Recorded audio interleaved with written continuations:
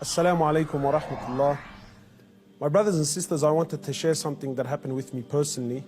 Not too long ago, I went to visit a friend of mine whose mother was dying of cancer. She had been battling cancer for about 5 years, and news came to me that she was on her last days. So I went to visit the brother, and as I sat down with him, he was explaining to me that his mother is going through that state of sakarat al-maut, conscious and unconscious, and that the cancer was really starting to spread all over. So as I sat with this friend of mine and we were talking, his eyes teared up.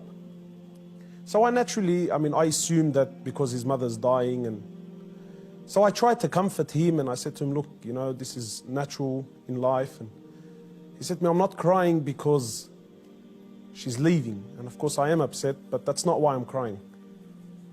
I said, then why are you upset? He said, I'm upset because all my life I've never thanked my mother for what she's done.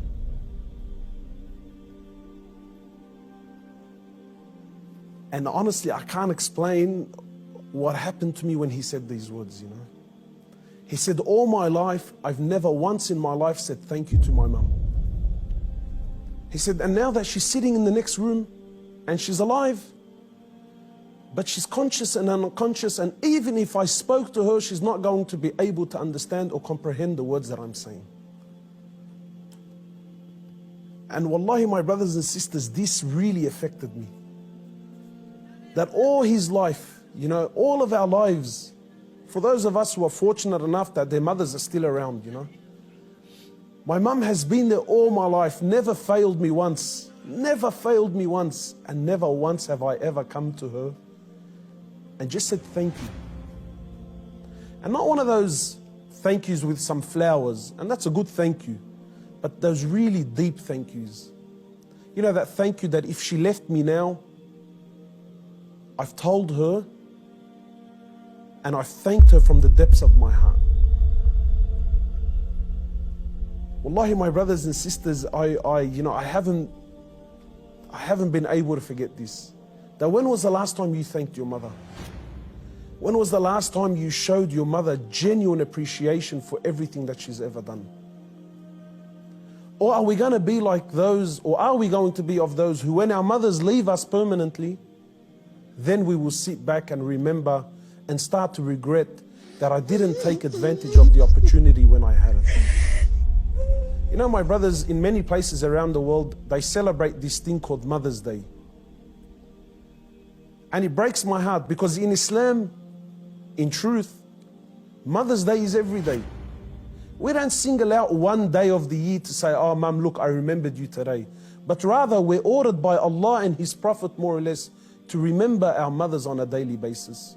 A man came to the Prophet of Allah and he says to him, O Prophet of Allah, and many of us get this hadith wrong. He says, O Prophet of Allah, who is most deserving of my kind treatment? He says to him, your mother. He says, then whom? He said to him, your mother. He said to him, then whom? He said to him, your mother. He said, then whom? He said, then your father. Many of us, we interpret this to be love, that my mother is most deserving of my love.